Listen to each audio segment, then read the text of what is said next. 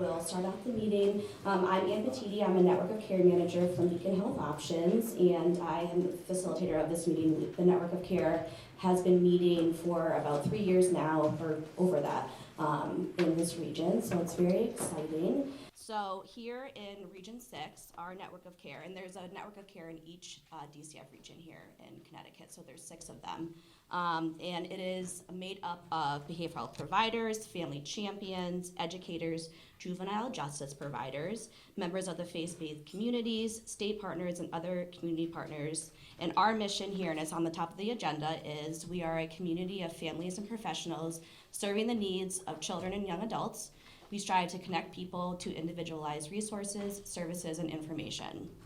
So one of the main goals of this meeting, and we've been meeting quarterly for a couple years now, is to have members from across the region and sectors of the child-serving communities come together and network in one place. So today, we are going to have a housing panel, which we're very excited about. We decided this year for each of our quarterly Network of Care meetings, we were gonna have a theme of a trend or a barrier or things that are coming up in our community meetings that we would like to address. So actually the housing topic came up at the New Britain Collaborative, which the New Britain Collaborative is actually hosting this meeting today, which is very exciting. If you guys want more information about the 3 community collaboratives that take place in this region monthly, there's one in Meriden, there's one in New Britain, and there was one in Bristol.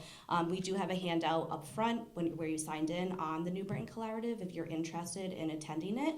But we decided to have each of the collaboratives host one of the Network of Care meetings this year so we can shed light to those community meetings that are taking place, because we would love to have more members come and join us. So actually at the New Britain Collaborative a couple months ago, housing came up, and there was a couple questions about housing for people that are dealing with domestic violence and need to leave their homes, veterans needing housing, just general housing questions. And then we also Favor, which is one of our system partners here, they do a community conversation survey every year. They've been doing that for a couple years now, and housing is one of the topics that came up as we needed resources on it. So what we're gonna do today is we're gonna introduce our 6 panel members. We're not gonna go around and introduce all of ourselves because we're gonna take a networking break about halfway through, so you guys will have a chance to talk to one another and share resources. But we're gonna introduce our panel members. We're very, very happy to have 6 people here that were willing to come talk to us about housing. And we're gonna have them introduce themselves, talk about their agency, if they're from our agency or if they're a community member, and what they do in regards to housing. Then we're gonna take a brief networking break. Again, if anybody brought resources, there's a table up front, so I'd encourage you to put those out. If we run out of room, there's another table over here. And then we're gonna come back and talk about how our Network of Care can support some solutions that these folks feel are gonna support the housing issues here in our region and in the state. So I will just quickly go over who we have here. We have Kathy Flaherty from the Connecticut Legal Rights Project. We have Steve DeLayla from the Connecticut Department of Housing. Sorry if I'm saying your names wrong. We have Susie Rivera, who's here in place of Barbara. She's from the Friendship Service Center. We have Pastor Dana Smith from New Life 2 Ministries. Donna Dietro from New Opportunities in Meriden. And then we have Matthew Morgan from the Coordinated Access Network. So really, really thank you guys so much for coming out. So I don't know who wants to go first, who's comfortable coming up. Oh, and one more thing, we are having this videotaped if you guys didn't notice. So if anyone's uncomfortable being on camera, if you wanna just sit in the back row, we would encourage that. But a lot of people weren't able to make it today, so we want to, we have a wonderful volunteer who volunteered to do this for free. So we are gonna video this so we can share all the resources and topics that we talk about today with others. So whoever wants to go first, just come up, tell us who you are, where you work, or if you're from the community, and what you do in regards to housing, and any important information that you think would be important to share with providers and community members here in this group. So. Hi, my name is Kathy Flaherty. I'm the Executive Director of Connecticut Legal Rights Project, and we are a statewide nonprofit. We are a legal services agency that provides representation to low-income people with mental health conditions. So that means we represent people who are either receiving DEMIS services or are eligible to receive DEMIS services. And I will focus specifically on housing. I did bring one of our brochures, so it is on the resource table, and I will find cards in my bag for anybody who wants my individual card afterwards. But when it comes to housing, housing is absolutely critical for people to be able to maintain their recovery. When people have a stable roof over their heads, they can invest their emotional energy in getting well and staying well and not have to worry about providing for that very basic need, which is why housing has always been a critical issue for our clients. We represent people who are inpatient in state-operated psychiatric inpatient facilities, and one of the hugest barriers to discharge is the lack of affordable housing with wraparound services and supports. And right now, we actually have a class action lawsuit pending against the state of Connecticut for their failure to adequately resource the system, meaning that they are keeping people institutionalized when they are past the point of being ready for discharge because they don't have places in the community for people to go. So that's one strategy that we're dealing with. But in terms of advocacy for the whole homeless service system, which you'll hear more about from other people, increasing access to affordable housing for everybody, the role that legal services plays is that we prevent people from becoming homeless in the first place. When people are threatened with eviction, especially for reasons that can be linked to their mental health condition, and they're entitled to a reasonable accommodation under the ADA or the Fair Housing Act or both, to be able to use and enjoy the dwelling. We help people stay in their housing. The other thing that we often do is we help people access housing, because when people finally come to the top of a wait list after many years and they do the background check and somebody either has bad credit, or they possibly have a criminal record, or they possibly have a history of eviction, and those things can be linked to their disability. Can be requested a reasonable accommodation, which is a change in the usual policy, practice, and procedures of the place. The usual way of dealing with it is the housing provider says no. Well, under the ADA and the Fair Housing Act, to afford a person with a disability the equal opportunity to enjoy and use that dwelling, they sometimes have to change their usual way of doing things. So it's getting that no to change to a yes. And we help people be able to access housing that they otherwise wouldn't be able to access. So that's really the two places where we come in. We always say that when people first have a hint of a potential problem, calling us earlier gives us more opportunities to intervene than calling us later in the process. Sometimes I think it's very natural when you're already under stress, if you get eviction papers, to go into denial and pretend there's not really a problem, and that if you just ignore it, it will go away. I can assure you that the problem doesn't go away just by ignoring it, and it cuts off options and strategies for how to resolve that problem the farther into the process it goes. But we have intervened at all steps in the eviction process. It's a lot easier for us to do our work when people contact us early. So I encourage people to reach out if they have questions. If it's helpful for us to do a presentation to your staff, we have training opportunities. One of the things to let folks know is that in terms of free training opportunities, CLRP and the Commission on Human Rights and Opportunities received a HUD partnership grant, and we will be doing workshops across the state on fair housing rights for people with mental health disabilities, so stay tuned to that. We're in the process of planning those now.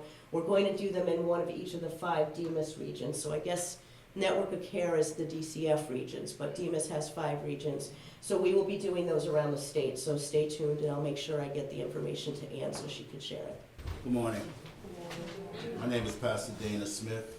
I currently run New Life 2.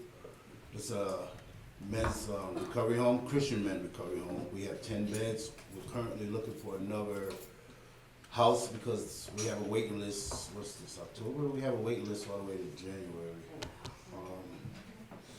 I'm also co-president of CCOR, which is Connecticut Coalition of Recovery Residents.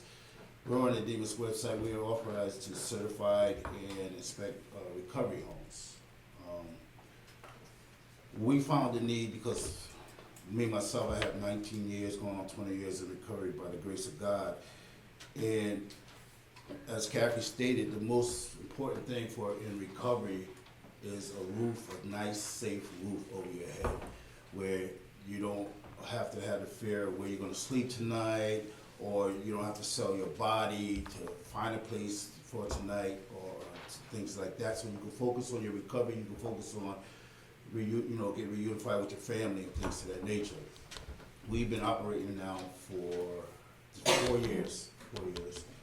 And what we notice is that the population we serve are people with mental health, addiction, reentry, and trauma. And we see that if they have a safe place, then they can focus on the things that, the other challenges in their lives.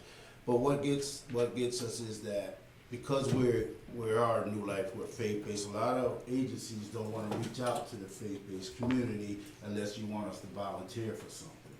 You know what I mean? But it's time to come out of the box, because there's people at CVH or a waiting list because the Connection House or other agencies that you've been using for years or have a waiting list. So you got people sitting in institutions and jails and things of that nature because you don't want to go outside the box to other places, other resources when we're sitting right there, but because you've been so used to contracting with these other agencies. But we have beds, we have experience, lived experience, and we love to offer our service. I have reached out to several agencies and they're like, oh well this, oh well that, but I don't think that's fair to the people that have to sit on the units or sit in the cells, because you personally haven't done service with us, you've been doing it with them, but you're not the ones that have to sit on the unit or in the cell. I mean, at least send somebody to check us out, at least send somebody to look at us, look at our website, or talk to us. And if there's some changes we have to make, or some things we have to tweak, then we're willing to do that. But I don't think it's right. People have to suffer, and I do mean suffer, because if your end of sentence is up and you're still sitting in a jail cell, or you're eligible to go from CVH or somewhere, and now they're trying to put you on volunteer status, but you still got to be on that locked unit, because the providers don't want to look outside the box for another place for this individual to go. I don't think that's right. So we have places, we have beds, and we're willing to work with everyone in the community because it takes a community. And I'm also the co-chair of reentry, so we see a lot of people coming back, but there's nowhere for them to go. So then we wondering why they're congregating on the corners or hanging out in different areas, because they got nowhere to go. They got nowhere to go, and we don't have the answer to all of them. Like I said, we got 10 beds and we're full, and we're looking for another place. But there are other places where you could look into outside of the normal agencies that you've been doing to give these individuals a chance to succeed and move forward in their life and get off the units, get out of the jail cells. I had a guy call me yesterday. He's a volunteer, but he has nowhere to go, so he's still on the unit, and he's like crying, like, yo, I gotta get out of here. I've been here 4 months past. Could you imagine being somewhere 4 months past your time and because you have nowhere to go? So let's try to, certain people say just look outside the box a little bit. There's plenty of places, and if you don't know, call me. I can help you find some. Thank you.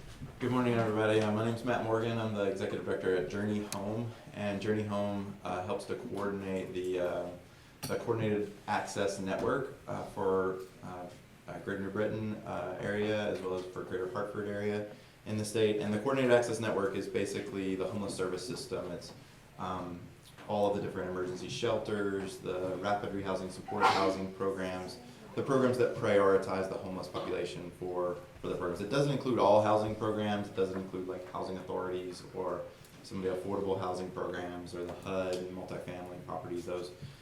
But it does include the programs that prioritize the homeless population. So we convene, Journey Home convenes all of the different providers, and we try to work towards constantly improving the system, improving access to the resources in the community for people who are experiencing homelessness, and work on policies, processes, how can we make it easier and easier for the system to function. We also serve as a liaison with the community care team, which is in Hartford, which is a network of the different healthcare providers that convene twice a month and basically work on challenging cases of people who are having difficulty reaching the behavioral health or mental health or physical health care that they need. So we serve as a liaison, meaning we're representing the homeless services system at those meetings to help when there's there's a lot of overlap actually between those people who are experiencing homelessness and people who are struggling to get the health care that they need. And so any of the healthcare providers can have patients sign a release of information, and then we can present that case at this CCT meeting, community care team meeting, and discuss it as a system and trying to problem solve as a system for these individual cases. As far as youth, young adults area, Journey Home holds the contracts for the region for the youth navigators, which is specifically staff that are receiving the homeless youth in the region, homeless youth and young adults. So when I say that, I mean 24 and under 24 years old.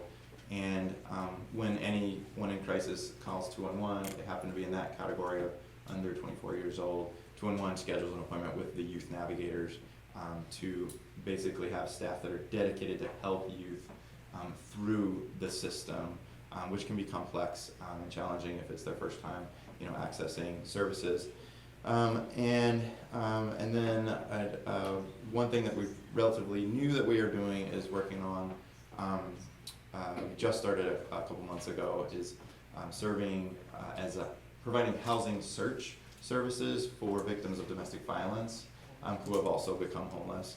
And so we do that by partnering directly with our domestic violence service providers in the region. So Interval House, serving the Greater Hartford area, the network serving the Greater Enfield area, Prudence Crandall serving Greater New Britain, as well as a couple of others in the Waterbury Litchfield area.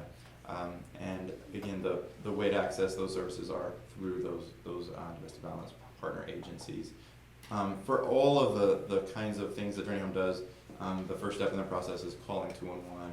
211 then would refer to any of the other partner agencies or providers, and then that's when they would be able to be connected to any of the things that Journey Home or any of the things that the homeless service system provides. So that's basically it as a summary.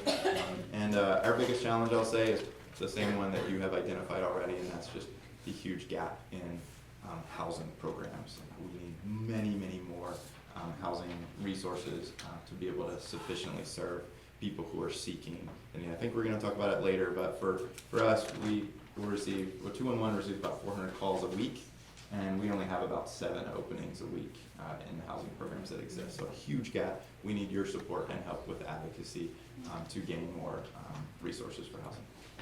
My name is Steve DeLallo, Department of Housing. I'm the Director of the Individual and Family Support Program Unit. So Department of Housing has a couple different charges. One is for the construction and development of affordable housing. So that's really like the bricks and mortar, the capital dollars, the millions of dollars, and all the really complicated stuff in terms of legal that I don't get involved in. So I help my colleagues kind of manage that part. But I certainly work with them to get our folks into those housing options when they do open. So my unit, we work closely with our coordinated access networks, with folks like Matt, really in our response to homelessness, as well as we are in charge of our state Section 8 program and our state rental assistance program, which is basically like Section 8 but funded with state dollars. So Department of Housing is relatively new. We have only been in existence since 2013, so that's now 6 years.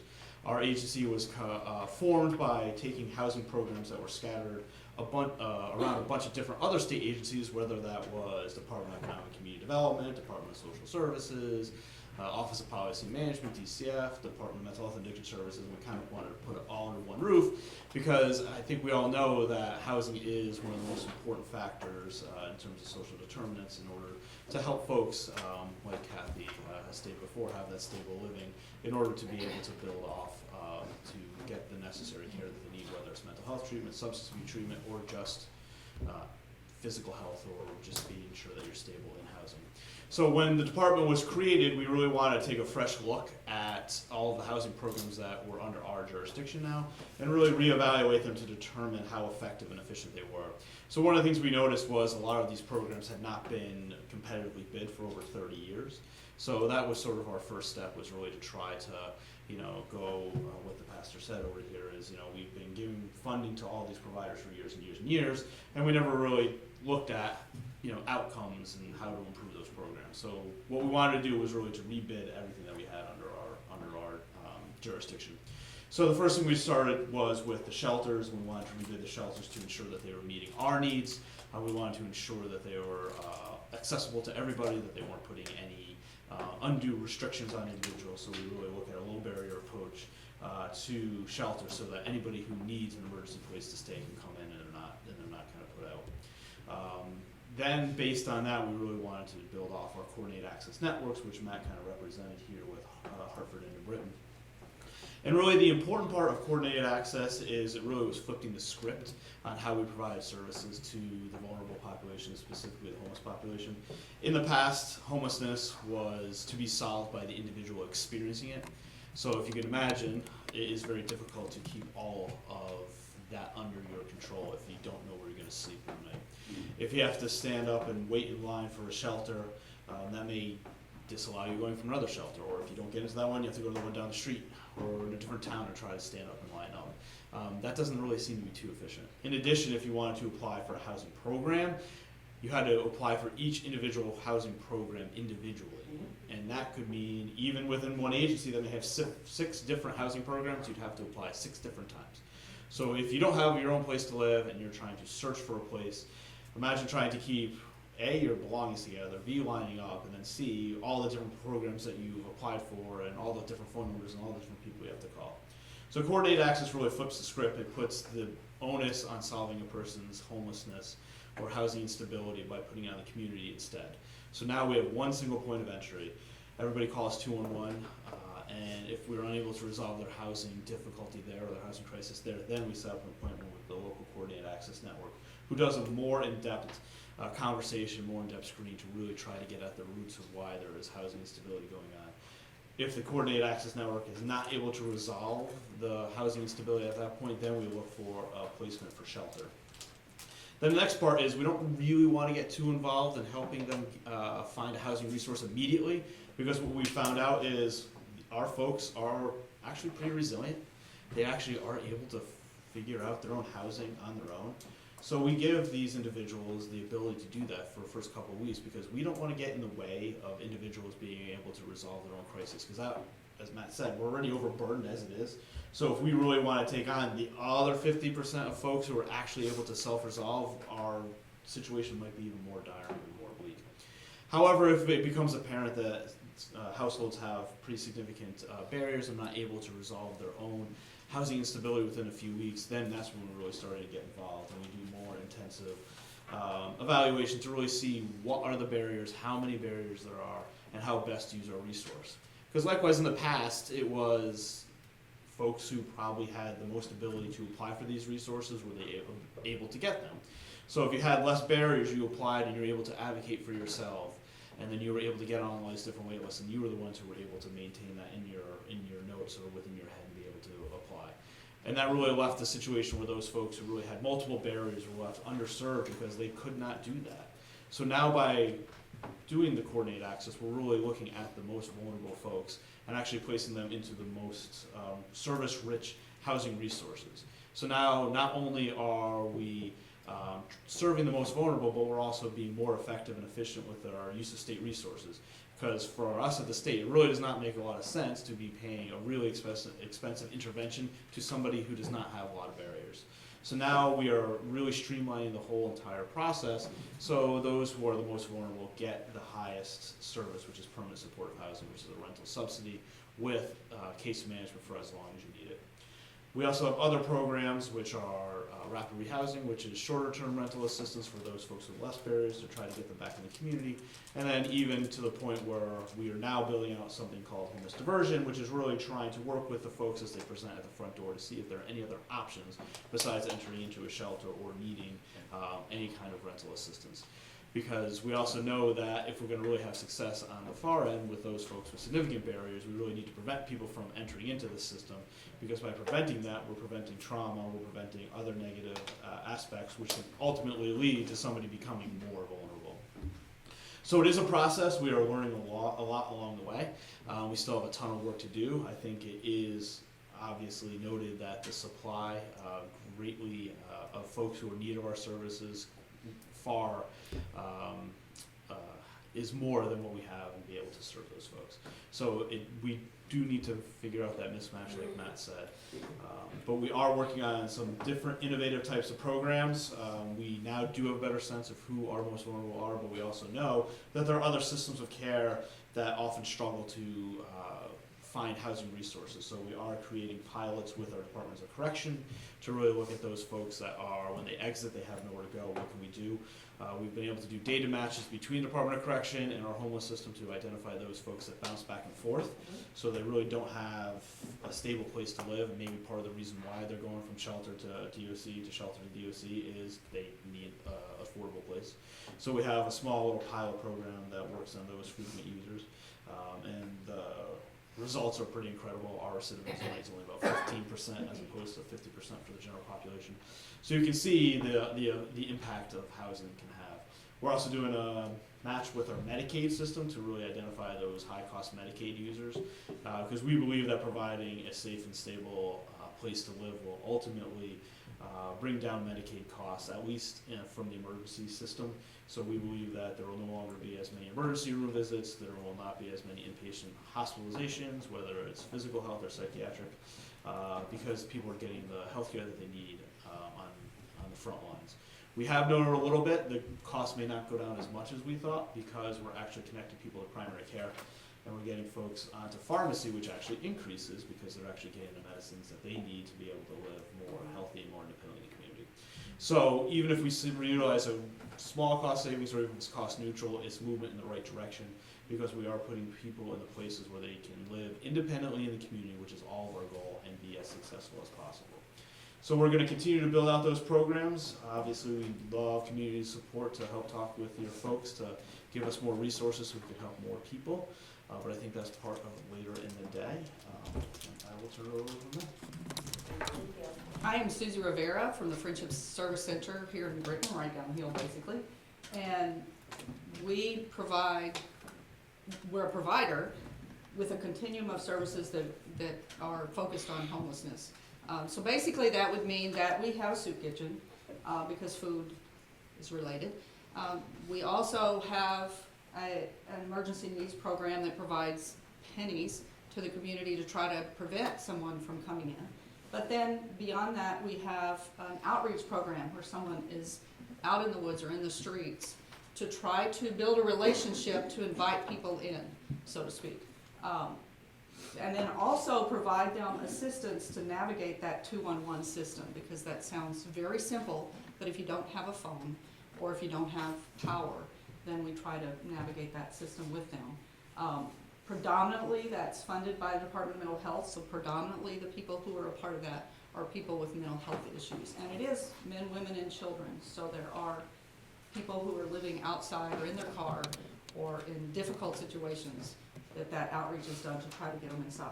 And then beyond that, there would then be the shelter, which would then provide shelter. Now, as he said, it goes through a diversion process first, so the people who come into the shelter usually have higher barriers now, and that would mean something like perhaps they have no high school diploma, perhaps they have no family. We see, a greater number of people who women and children come in where they don't have the family supports that might put them up.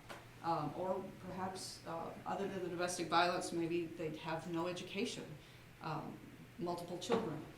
Different reasons why it would be more difficult. But as he said, a lot of them are still able to self-resolve, whether they're men, women with children, whichever, they're able to self-resolve.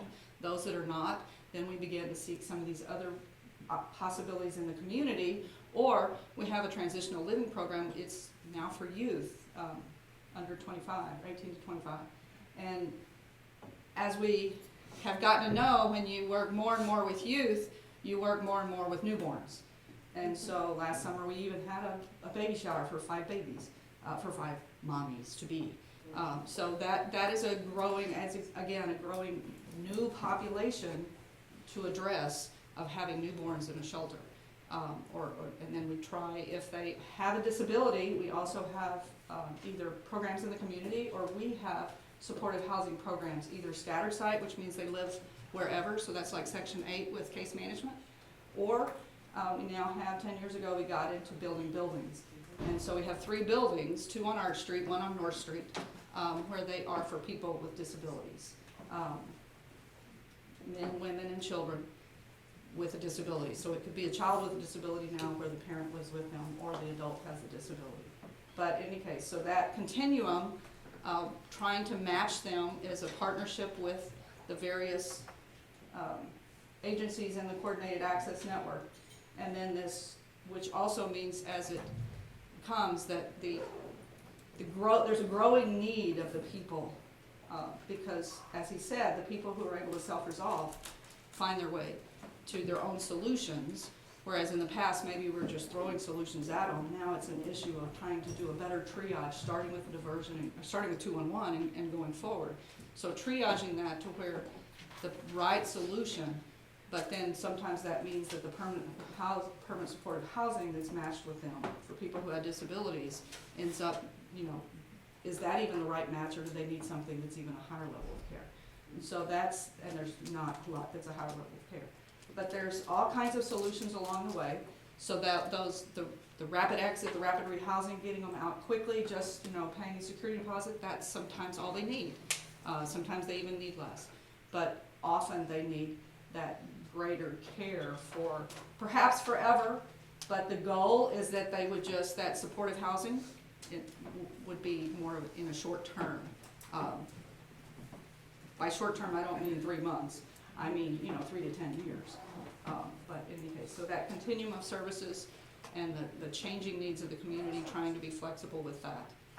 But as I said, it started as basically 2 huts and a cot, a cup of coffee for a person with an alcohol issue, a man, and it is now a growing number in our community of women and children and youth with babies and et cetera. I'm Donna DiTrio. I'm the Director of New Opportunities of Greater Meriden. We serve Meriden predominantly, but we also serve Wallingford, Berlin, and Southington, which is a very interesting catchment area. And I can assure you that those surrounding towns also have similar issues that come my way. In general, we serve about 12,000 unduplicated households a year. And we are part of the Community Action Network, which means that we're doing all the wraparound services that you normally would see in a community action agency. And those include applications for cash assistance, for SNAP. We're seeing a new trend of helping people apply for Medicare and also for Social Security. I'm surprised the number of individuals who don't know how to do that. We also have 2 staff who do case management and work with individuals on their goals and what they feel that they want to accomplish. And we look at it from a strength base. What is going well in your life? Because we're funded in a deficit model. You need energy assistance, you come to see us, but that's all they're going to look at. So we have trained the staff to think in terms of a broader perspective. One of the tools that we use is a How We Can Help You form, which has a battery of very broad topics that people are asked if they would like any other kind of help so they can self-report as opposed to having to walk in and tell your story.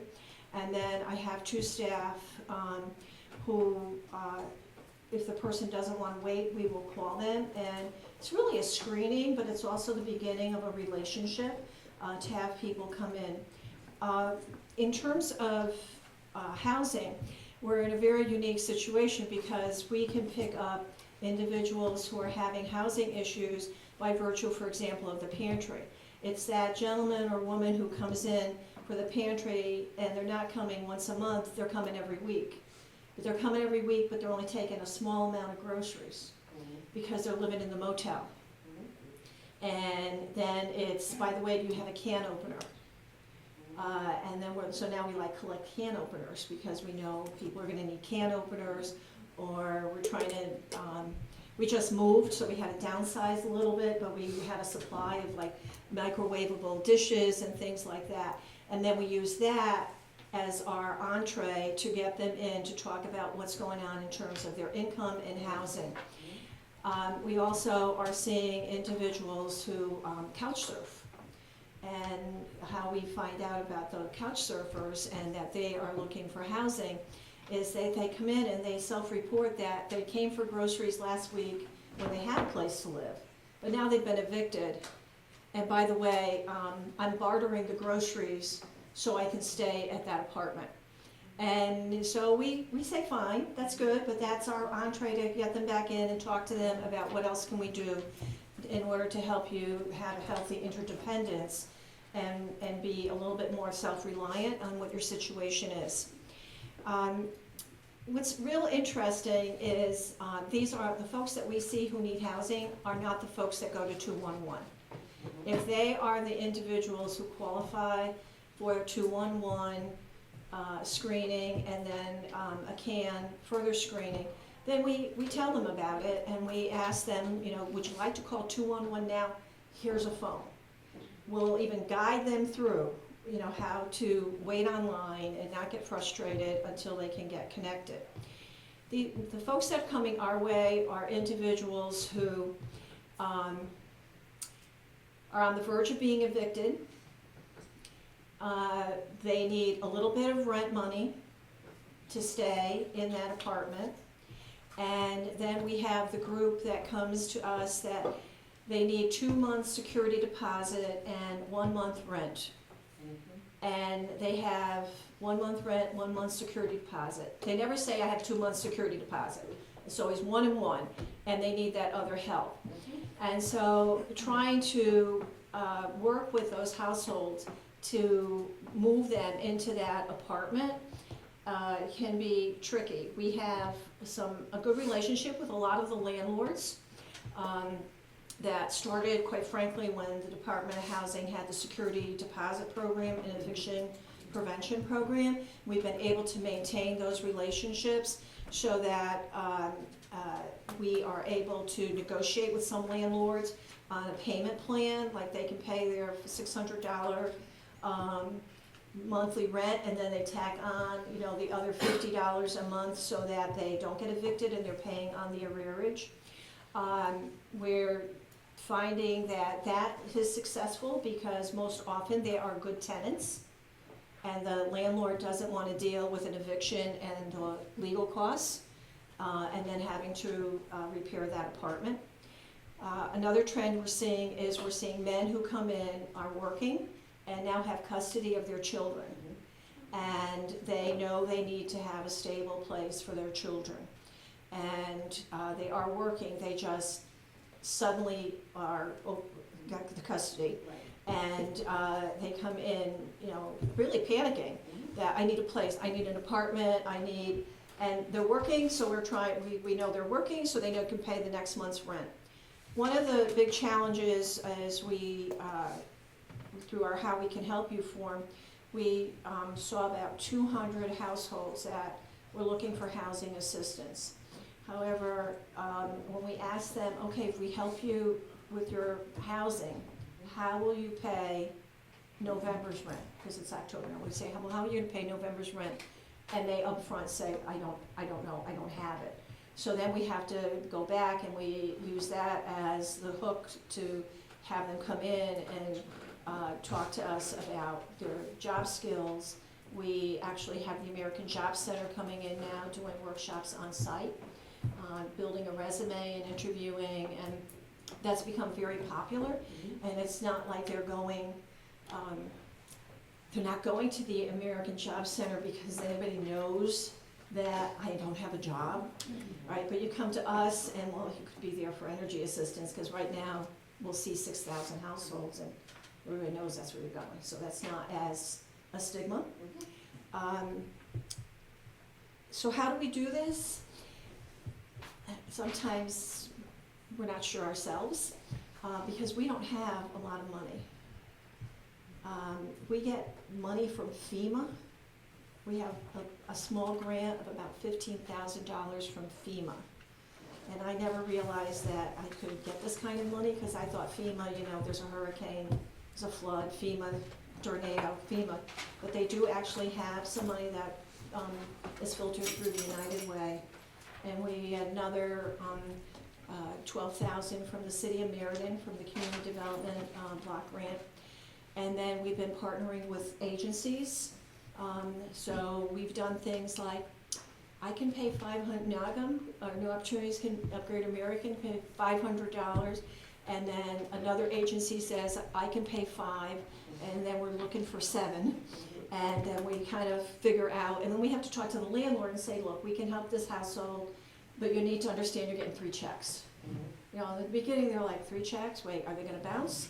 No, it's just how we can make this work. And so that has been successful as a strategy, but you need to have a good relationship with community partners, because we don't have all that money. And we do have a small foundation grant where we pay partial rent.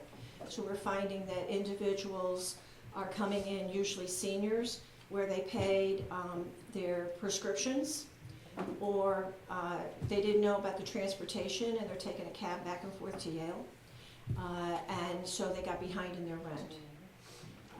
The other thing we've been seeing is a trend, at least in Meriden, is that the landlords are now successfully adding to the lease that the tenant will pay the water bill.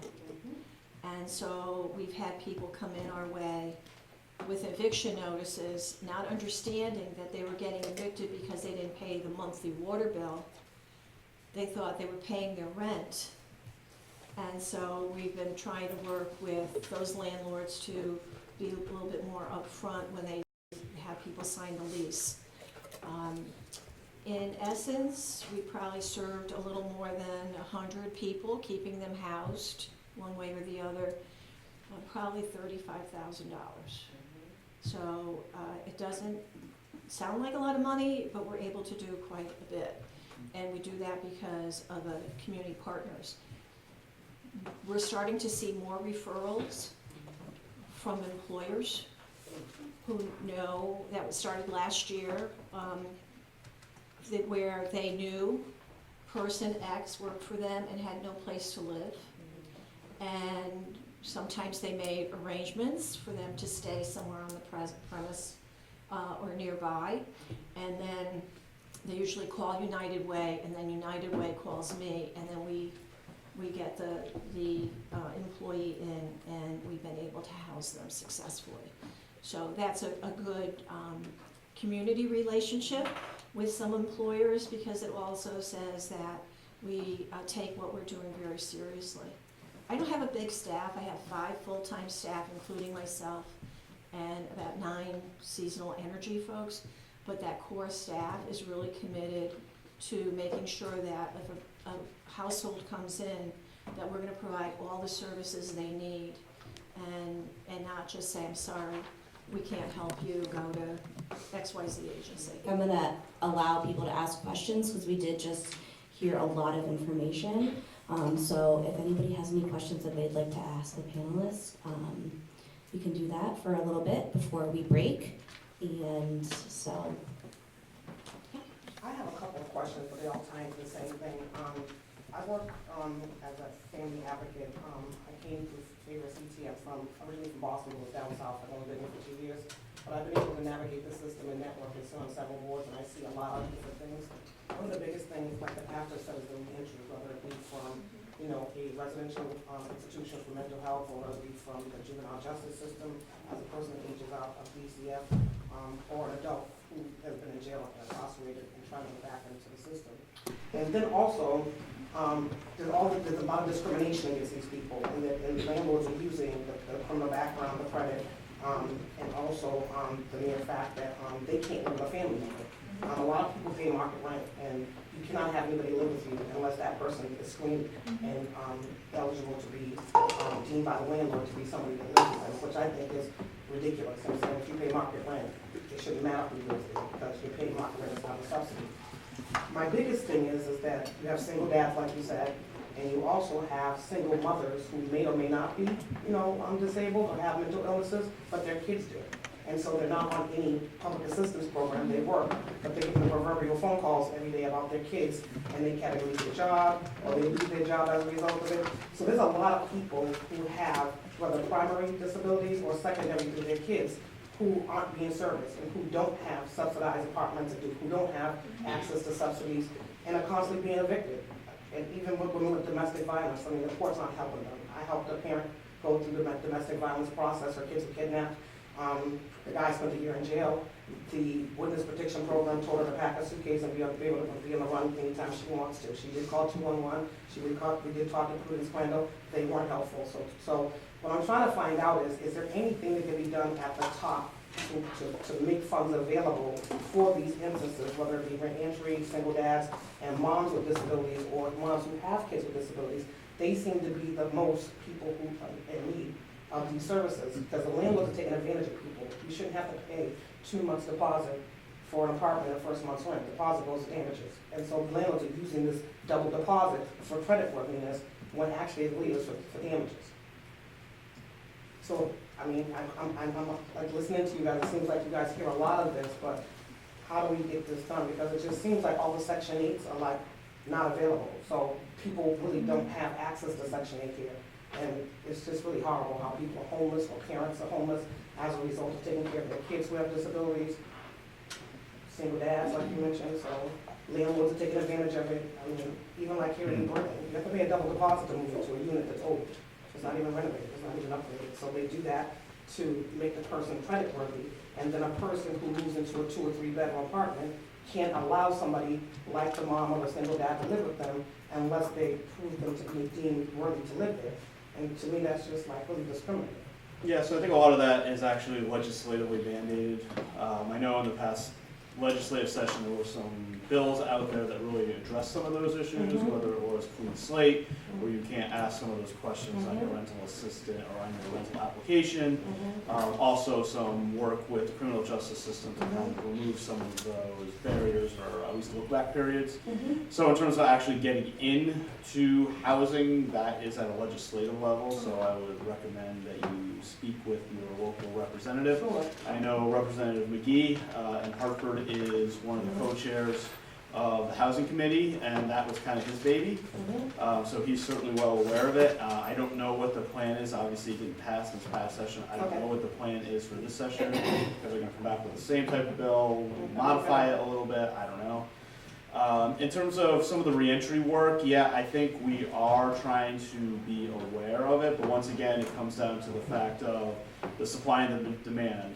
We have limited resources as well, so we're trying to figure out how do we get to some of the higher barrier folks, which often leads to some of these folks being underserved, because they do have the ability to go out, get a job, and do some things, so that kind of puts us in a tougher spot because we don't have that flexible funding. I know that's something we've requested in the past. But once again, as a state agency, we're only limited in what we can request because it's the governor's budget, it's the legislative's budget, the legislature's budget, and they have to kind of agree. So we kind of got to take a little bit of a back seat and kind of take what we get and try to administer it. So we are aware of some of the issues, but like I said, at least in the home service system, we've tried to go from the top down. Why don't we really make the best match of our funds and help out those with the most barriers, give them the most intensive resource, because we don't want to give the most intensive resource to folks that don't need it. So yes, we understand those issues, but unfortunately, we don't have the array of funding to be able to get deeper down into some of these populations. But we do like to work with DOC and TCF and DEMIS to ensure that they're not discharging folks into homelessness, because that should never happen. Okay, thank you. I mean, and I do think part of it is the way the laws are set up. Yes. I mean, the fact is that landlords can request a first month rent and up to 2 months of a security deposit, because that's what the law says. I mean, there are other states where they can actually ask for even more of a security deposit, but people need to know that there are things, you're absolutely right. I have been a legal aid lawyer for 20 years, and I have seen, every time a Section 8 wait list opens up, they literally get thousands of applications to go into a lottery to get put on a wait list. Right, exactly. Which just shows how high the demand is and how low the supply is.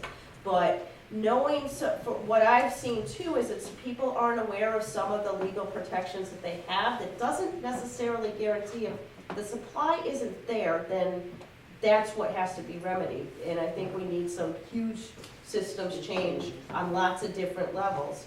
But people should know that it is illegal if you do have a Section 8 voucher or a RAP voucher.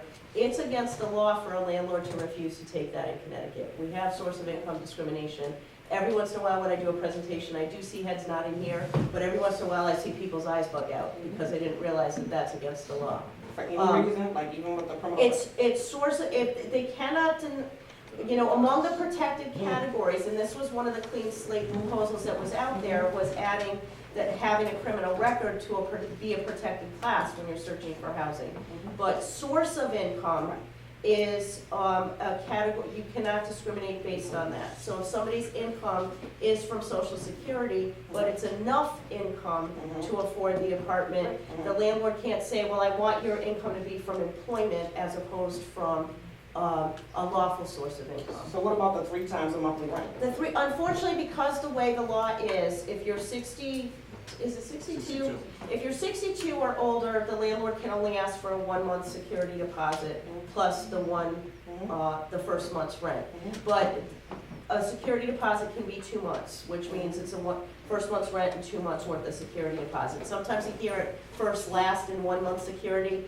That really legally under the law is first month's rent and a 2 month security But they're deposit. also asking that you make 3 times a monthly rent in order to qualify. That's when they're talking about the sufficient income to support, and that's really because way back when, HUD or somebody said housing should be 30% of your income. And I actually don't know how legitimate that is, considering that so many people are paying 50, 60, 70%. The question is that sustainable over the long term? And that's why even, eligibility for a lot of the programs, when they did exist, they wanted the rent to be an affordable rent for somebody, because if you help them out 1 month, but another month down the line, they're not gonna be able to afford it, how do you do it? So I think there are a lot of people discussing a lot of these big picture things, and trying to figure out how to deal with a lot of these barriers that lots of people have. Lots. Thank you so much. Another barrier that I saw or heard of was through Section 8. The person that applied, the actual application said to disclose any felonies, and she did. She neglected to put in a misdemeanor because it did not ask. The landlord found out later during the application and considered that a lie. And it wasn't, it was just that she did not include it because it was not required or asked on the application, so she was refused that apartment. Isn't that? Yeah. The tough thing, I'm happy to let somebody, Dana or somebody else add to this. The tough thing is, and that's frustrating to hear, because I always tell people, answer the question that you've been asked. So to hear somebody basically get punished for basically omission, as opposed to actively, willfully misrepresenting. They were asked about felonies, they disclosed the felonies. I personally think that that should not have happened. And I think there may be, depending on the timing of it, there may be a way to try to address that. And if it's subsidized housing, usually you always have an opportunity to file a grievance and ask for a rehearing of that, in a review of that decision. But unfortunately, because we haven't yet passed any legislation that says having a criminal record makes you a member of a protected class, there isn't the legal hammer, and that's the challenge that I think we face. Or most tenants are being asked to provide the criminal fingerprint thing at their own cost too. And so how does a person who's homeless or a person who doesn't have any real good means have the means to apply for fingerprinting cards, even if they live in multiple states, whatever, and then it's not reimbursable? And I just think if you're applying to different programs, like you said, if they had different programs before, like whether it be public housing, Section 8, that can be an expense. When a person has to make a decision whether to eat or do a fingerprint card. I noticed that as well too. I don't heard of any fingerprint cards, have you? For Section 8 and for public housing. So the state runs a Section 8 program, we do not ask for that. Okay. Public housing? DOH does not own any public housing, Okay. so we just have Section 8s.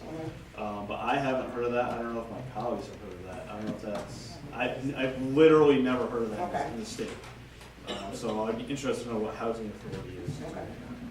I'll So, find out for you. yeah. Because the person, it was $15 downtown at the police department, whatever, they had to get the fingerprint card and bring it to them at their own cost. So, First time I've heard that. yeah, I'll find out for you. I know there was a question over there previously. Do you still have a question? I was at the statewide RAP meeting, it's the SAC meeting, in June, and you guys talked about some new programs that were coming down the pipe to add slots for permanent supportive housing. Are those still in play? Can you talk Yep. about those a little bit? Yep, there are a couple, I think, was that the DCF one? Yeah. So that was, we applied for some federal fundings for the Family Unification Program, so we did get awarded those. So that is a program that is a collaboration between the Department of Housing and the Department of Children and Families. Department of Housing is the one who gets obviously the housing subsidy, but then we work with our partners at DCF who, they're the ones who give us the referrals from their list. So it's basically trying to do one of two things. One is to reunify a family that has been broken up because of DCF custody, with housing as being one of the major barriers to that. So by obviously giving them a housing subsidy, they can all live together. The second is actually to prevent DCF from taking custody from a family because of housing instability. So we did get 100, 150 new ones from the federal government. So now our portfolio between state funding and federal funding is about 850 units of this. So it is large. However, we do know that there's still, DCF still has a list of about 1,000 families on there. So we are continuing to try to, work our way down the list, because the legislature actually gave us 100 additional resources in the past session. That's about 250 new. So we're taking a chunk out of that wait list. But as we all know with wait list, there's somebody there that will fill up that spot pretty quickly. We also are doing, I alluded to it briefly, a Medicaid waiver. So it's called 1959. I don't know why, but that is from the federal government. CMS has weird numbers, I guess. So what it is doing, asking Medicaid to allow the state and private nonprofit providers to bill services to Medicaid for the provision of supportive housing. So it's a little bit new and interesting because everything we've done with supportive housing has been state funded. So this will shift some of the costs to the feds. However, when we do the waiver, we have to have a specific population. So what we did and what we decided was those high cost Medicaid users, and that was defined as anybody who accrued more than $40,000 of Medicaid costs in the past year, and combined also had a homeless experience in the past year. So that is the target population for this waiver. There's about 850 people on that match. We need to refresh the match to see where we're currently at. And then we'll use, the state gave us some rental assistance, so we can use rental assistance from the state with the Medicaid services paid for through the feds, once it gets approved, to provide supportive housing in the community. So those are the two new programs that are out there. So have you started to fill those slots? Family unification, yes. So those, as soon as we get them on the go. The waiver, not yet, because we need to get the actual application in for the feds, which is quite complex. Yep. We obviously need to work with our providers to ensure that the service package that we came up with is what they were looking for. We want to make sure that we weren't missing anything or asking for too much, as well as we need to set the rates. Well, not really, DSS needs to set the rates and ensure that the providers feel that the rate that is set will be adequate for them to be able to deliver the services that we know are needed for this population. Wonderful. So I'm really glad that everybody took a chance to network. There was a lot of great conversations going on in here, so thank you for that. So we're now going to move to the potential solutions discussion part of the agenda.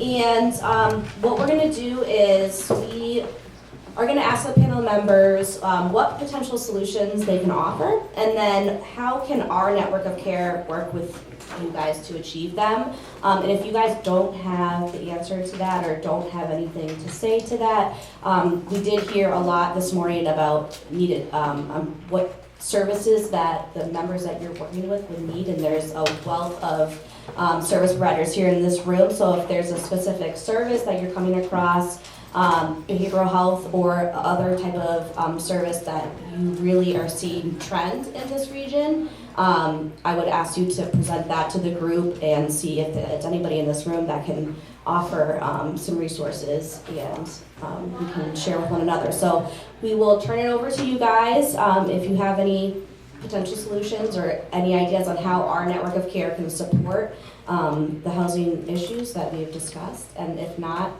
we can talk about services that you really think are needed and you would like more information about, and we'll see if we can help you guys with that. I was asked at a recent meeting that Steve and I were both at, it was like, well, what do you want, what are your goals for the upcoming legislative session? And mine was systemic change by any means necessary, because I really think there's a lot of big systems change that needs to happen. I think the other thing, and I don't have a magic wand, but like the system needs money, and the system needs resources, and without that, I think we can have a lot of conversations, but I think we ultimately get stuck because the system itself just does not have adequate resources. But especially given that I am a lawyer, I think people need to have a better understanding of what their legal rights are. And so the more education that can be provided to people to understand tools that may be at their disposal. Usually not the perfect tool, and usually not a tool that necessarily results in a very quick resolution of the problem, but it is a tool that can be used.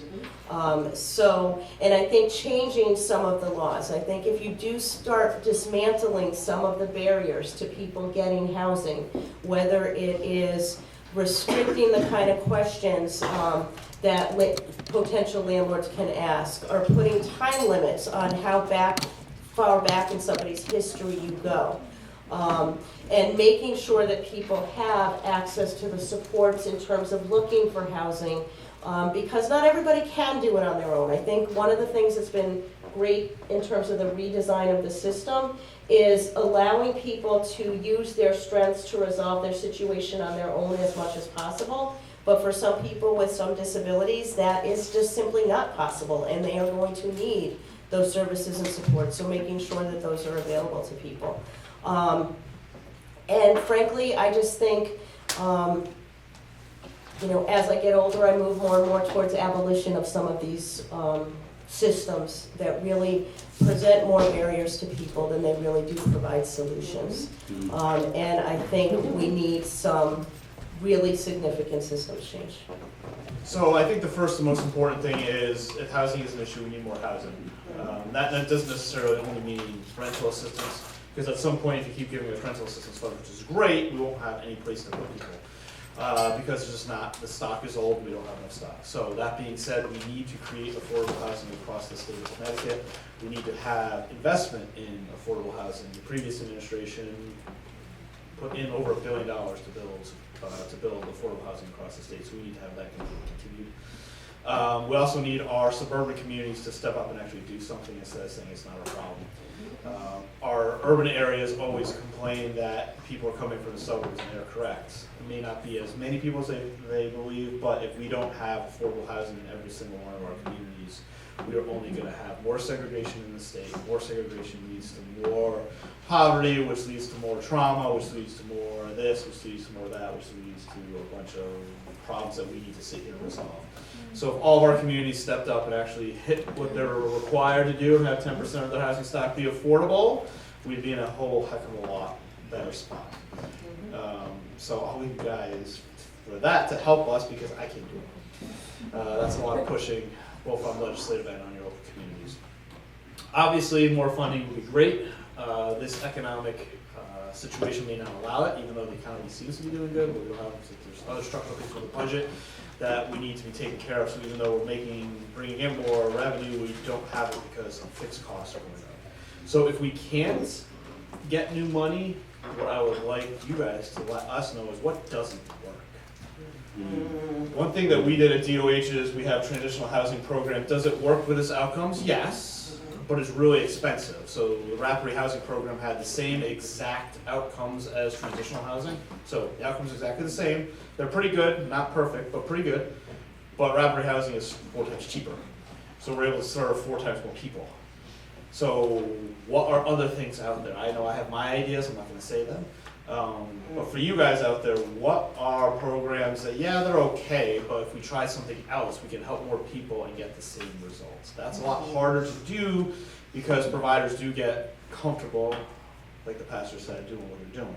So this also needs for providers to think a little bit outside the box, think a little revolutionary, and be like, you know what? Yeah, we've been doing this for 20 years, but we can do this, serve more people and get better results. So that's just a different way of looking at our funding. So the state does fund a lot of money for a lot of programs, but a lot of it hasn't been looked at in a long time. So how can we just reimagine what we can use and use the money that we do have better? So I know I've been able to do that at DOH. If there are other things we can improve at DOH, let me know, but I'd love to hear ideas from other systems. Because I think there is, I'm not gonna use the words. I think there is ways that we can improve the system with the funding that we already have. So those are a couple things. And obviously, if you have any new other ideas of things that we've never tried, never even thought of, let us know. We'd love to try to test them out and see if it's right. So I have a question. Sure. So this 10% of housing stock needing to be affordable, what kind of incentive does the town have to do that? They don't have any. Nothing? No. So- That's kind of the problem. Well, maybe that's one thing. They can, yeah, the incentive is they can get sued, so it's state statute 830G, which says that if a town does not have 10% affordable, then a developer can, bypass planning and zoning, may decline it, and bypass them and take them to court, and generally, I think Kathy would probably say, generally the courts are pretty favorable, and they will allow the developer to put that development into the town even against their wishes. So that's our own, but that's the problem is you still need a developer to want to challenge it. And that, you need to have the space, you need to have the land, you need to have your financing, so it's quite complicated. There have been certainly So some I'm areas. wondering if maybe that's part of, when you start thinking about what can we do differently? Yeah. How can we incentivize some of the towns to do that? And I think, and you know what, and I think this is just a big thing. Everybody talks about how, poor our cities are, and especially when you're talking about, our inner cities. Especially when you're talking about Hartford, this is always what bugs me. Everybody's like, oh, Hartford this, Hartford that. Yeah. Connecticut is a pretty good state. It's a rich But state. it is a rich state, but the problem is we have that urban center that is so significantly poor, and everybody doesn't want to, and the businesses don't want to come to Hartford because it's so poor. Or it has this and that, and it's just like, you know what? If we actually took effort in and had our suburbs actually take part in having affordable housing, you actually diffuse the poorness. It's not as centered. So then it just makes it better. It's the 169 Right. cities and towns Correct. and local rule, and nobody ever wanting to talk about things like regionalizing Yes. services. I mean, that's why when you talk about big systems change, That's it. that's what needs to happen. But it's very hard. I always say, I've lived in Connecticut my whole life, they call us the land of steady habits for a reason. Change is very hard here, and people who are benefiting from the status quo don't like talking about changing that status quo. Right, exactly.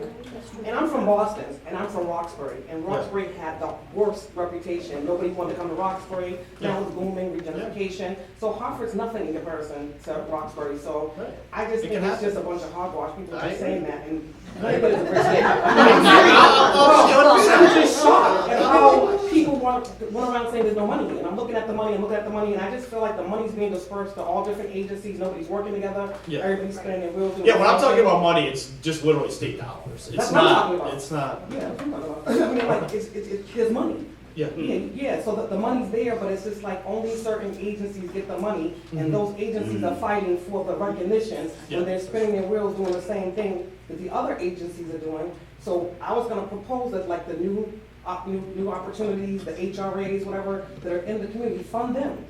I mean, like for instance, HRA has no money right now. They have no money for rental assistance, has no money for the deposit program, whatever. However, some people from Hartford have been able to come here and stay at the Redwood Finn and get a statement for a month and get that money and go back to Hartford. How is that possible? They're not New Britain residents.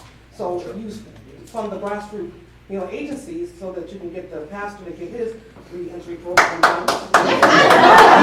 I'm just telling you what I see as a person from the outside, and I've been doing this since '99, and I'm just floored. I'm floored. I sit on like 4 boards, and I'm just floored at how much money is being wasted.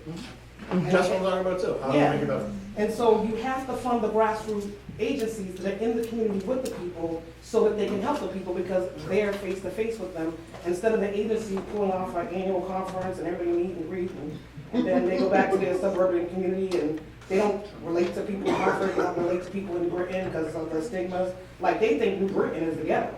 I mean, they think it's the most worst place in the world. But that's a stigma, just like they think Hartford is. I'm saying, but yes, but it's still a metropolitan. So I like to think DOH might be a little bit different because we do fund all the providers, we have in the room, we do fund both. We don't fund HRA. But Yeah, I know, but I'm just saying that those kind of things should happen. Because how are people in New Britain, where we're at, not able to access those kind of things when the rents are higher in New Britain than they are in Hartford, and the landlords are using as the buffer and a barrier from people from Hartford to come to New Britain. They don't want them out here, so they're gonna put the criteria as 2 months of security. Sure. They're gonna put the criteria as, 3 times your monthly rent, they're gonna put the criteria as a criminal background, they're doing it for a reason. And they're doing it to deter certain people redlining from moving out here. Sure. Okay, so when you have people who work a regular job, whether it be the previous $9 an hour, now $10 an hour, how do they afford those rents and how do they afford those double securities? And when they're looking for assistance, these are working people. Yeah. They can't get it, and then you have the other people who have a disadvantage who need services and need, who are disabled. Yeah, and I think that's, because what we manage is more rental assistance and that's more individually based, but I would love to investigate and explore sort of a flexible funding pool. Right, that Because would I be know great. like HR, New New Opportunities has been Opportunities. able to do things. I know all of our other providers, we had a small pilot program that we did at the end of last year where we did a challenge on family homelessness where we just seeded our local coordinated access networks with $250,000, not a ton of money, and we were Right. able to move out over 250 families, and it was just the little things that mattered. It was getting Small them a bus things. pass, it was getting them one of the first month's rent, whatever it And- was. You can do a lot, but we don't have that flexible funding, so it's something Right, I'd love to and New build out. Britain doesn't have that. Most places don't. Yeah, Most places don't. they don't have it at all.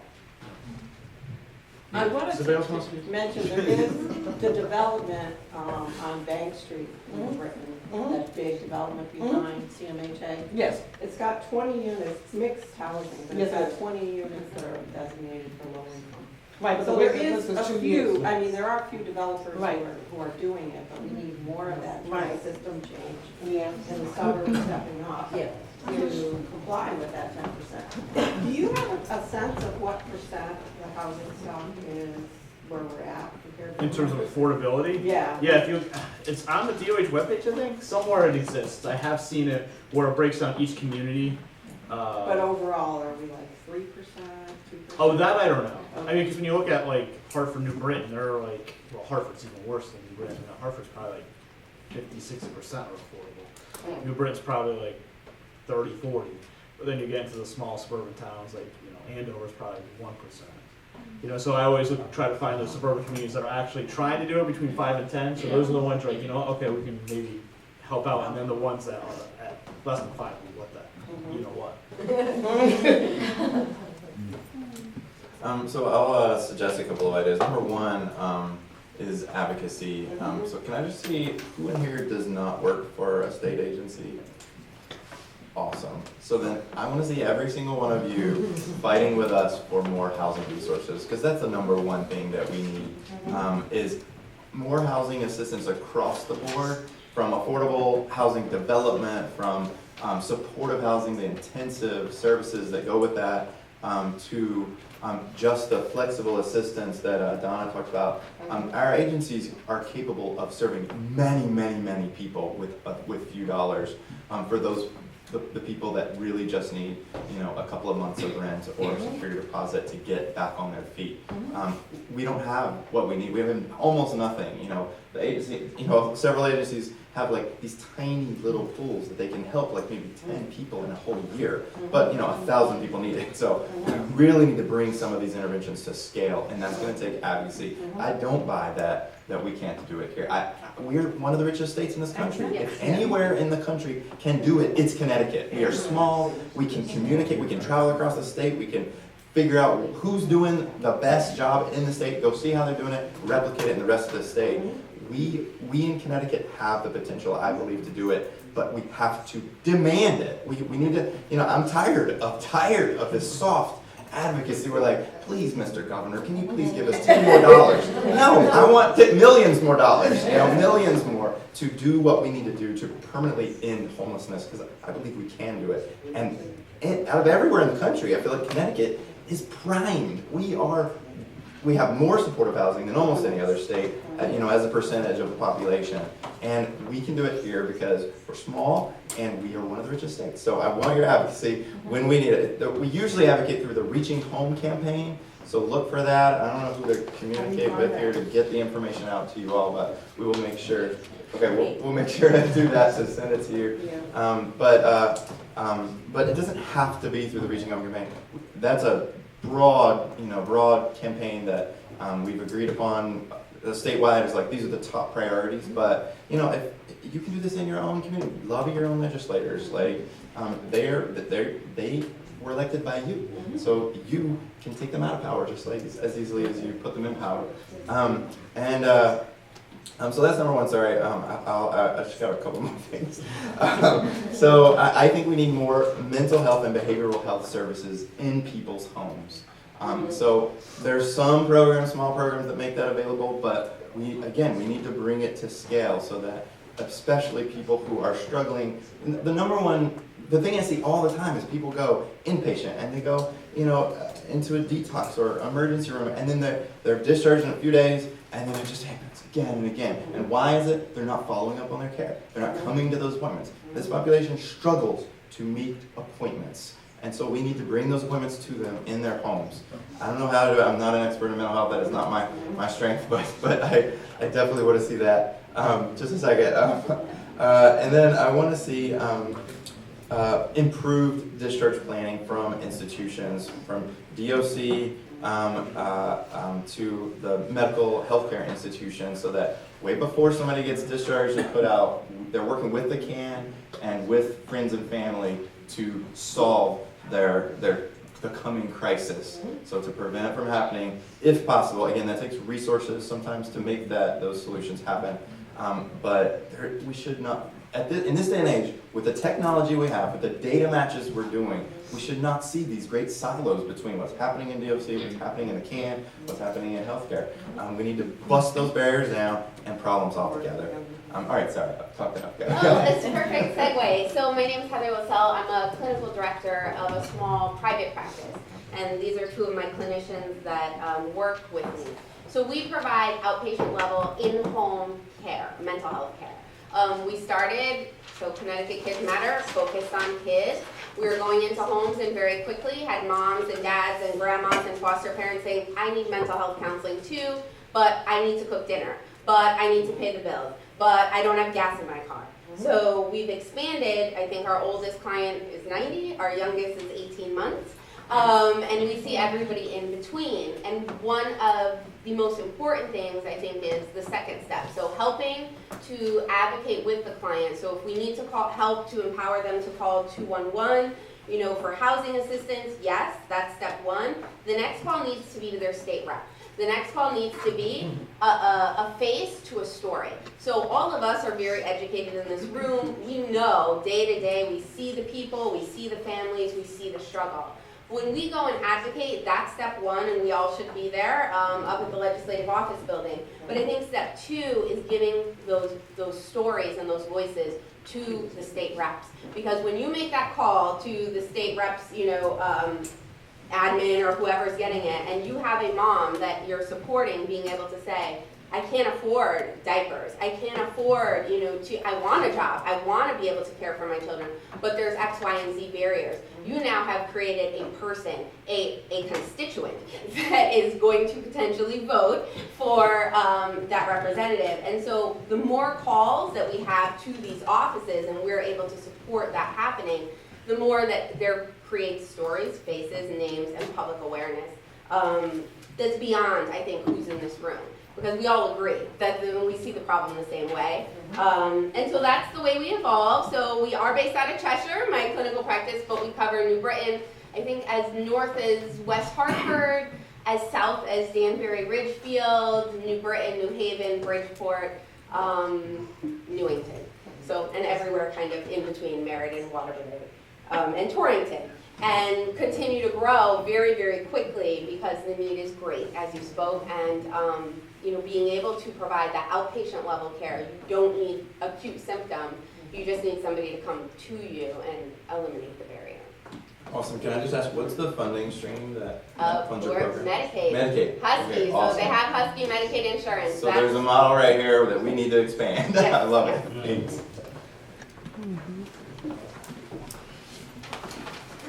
I think that Steve and this young lady hit on exactly what I was gonna hit on. For the grassroots, we need more partnerships. I commend CMHA because they partnership with us right off the bat. We get referrals from them, they have beds with us.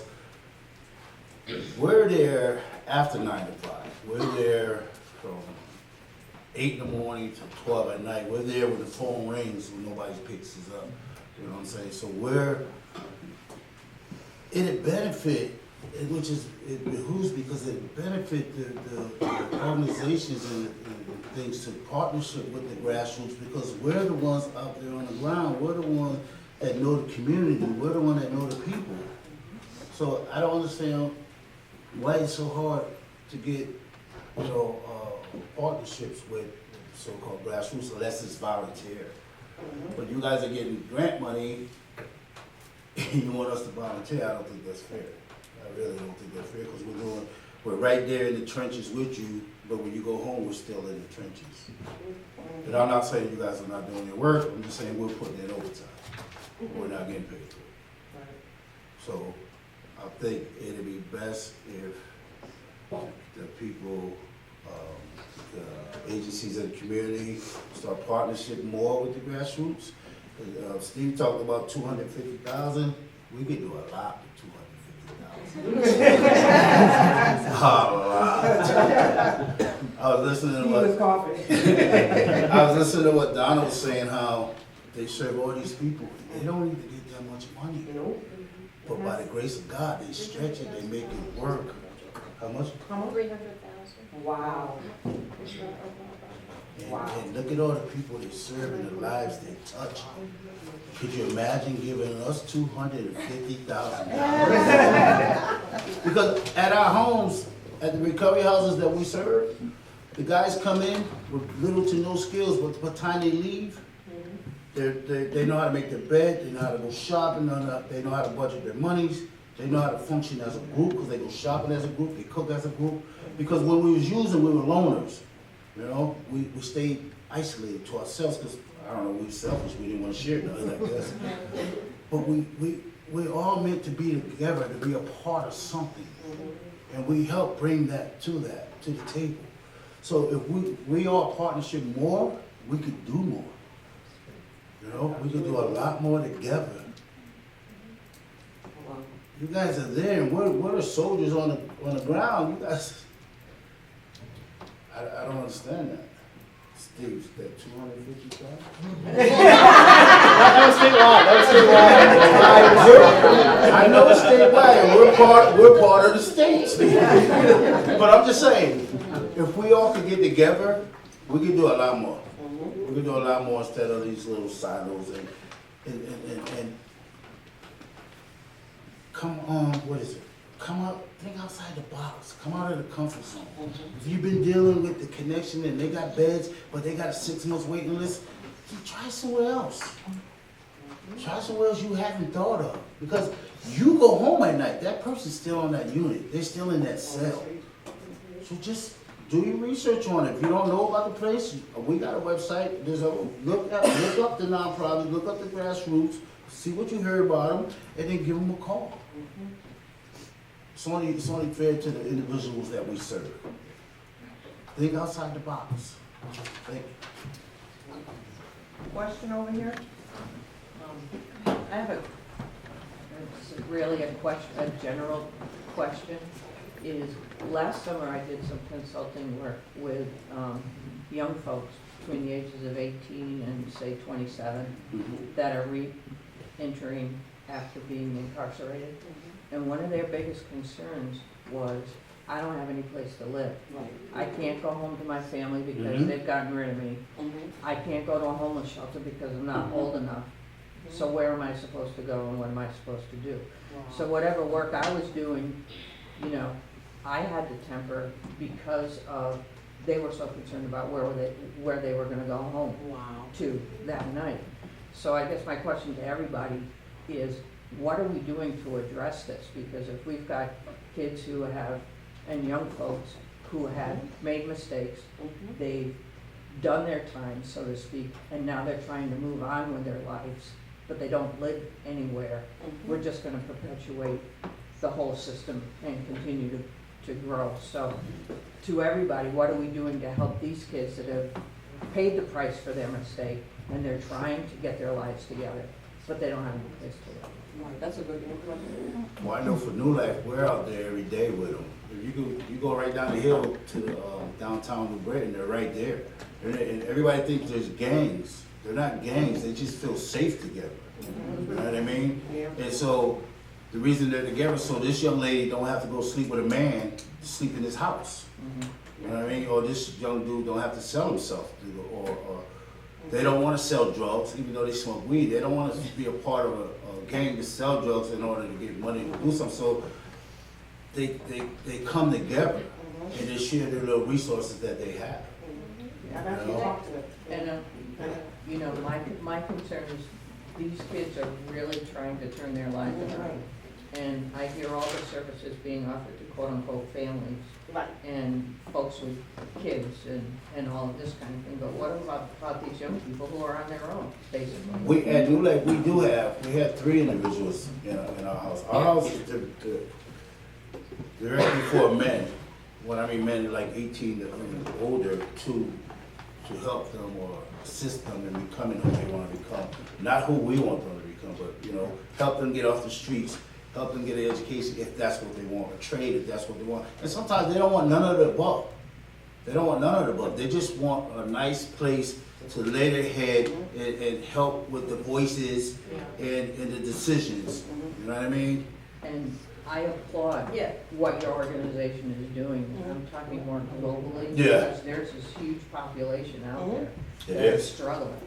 And I just want to know what we're doing. I mean, I would say that there are sometimes whenever a panel gets put together, there are gaps in the knowledge of the panel. And there is a whole youth and young adult effort to address homelessness among youth and young adults. And I think one of the key things that Connecticut's done well is they've involved actual youth and young adults with experience of homelessness in that effort, because they know best what they need going forward. So, you know, the Reaching Home campaign does have a youth and young adult work group that's focused on young adults. They've got the, I forget what YETI actually stands for, but they have the youth navigators.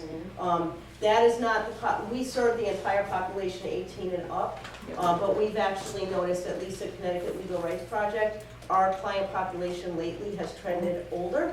And I think it's just a matter of like where you make those connections with people. But there are people who are specifically focused on that. Maybe Matt knows a little bit more, and there may be people in this room. No, I have one of my staff members. She directly leads up the DOH's response to youth homelessness. We have been successful in the state in getting 2 federal awards. We're the only state that will have our entire state covered by the youth homelessness. So we are, I think the problem was though we never really had a dedicated system related to youth 4 years ago. So we're really in the infancy of actually building out that program. So we actually finally were able to get some of the resources on the street maybe in the past 4 or 5 months. So it is something we certainly are aware of. We are including youth in our decision-making processes. So hopefully as the program matures and we get more resources out there, we'll start to see a better effect on those youth. I just want to be clear, I'm not criticizing, I'm just raising the issue. Oh, absolutely. No, we know that. We know that. That is definitely a need, and what I heard was Yeah. adult, you know, older than this. So, thank you. You're welcome. Just call me Ditto. And part of it too is to access those kind of resources, people think that 211 is just for clients, but we can also call 211 to learn about resources, because as the YETI, Y-E-T-I, is growing, because you can call CCH and learn about the YETI, because that's when I had talked about our transitional with the youth and the babies, so there's changes going on. So we too can call 211, we too can call CCH, Connecticut Coalition in Homelessness, Corporation for Supportive Housing, so the 211 is a good resource for us too. With regard to the advocacy, I know you've heard it, but advocacy matters. And the other thing that advocacy, I heard you speaking on it a little bit, but one thing that I've seen miraculously when I go to the legislative office building or to the legislative centers is bringing a client. So if you have a client that can go to some of these things that Matt was talking about. One thing that I saw hugely last year was I brought a client, and she was one of those young women. She had been in the shelter. She had just moved into our new building. She was pregnant. They wanted to talk to her. Yes. They want to see them. You know, I mean, they heard me too, but they wanted to talk to her. So the face that you were talking about, not just us bringing the stories, we've been bringing the stories forever, but us bringing the people who have the story, who can speak their own, giving them a voice. And that's hard to do because they're terrified. But, you know, with the support, it works. So that advocacy is critical, but I wanted to bring it down just to the face of the client. Means a lot to our state reps or federal, whatever.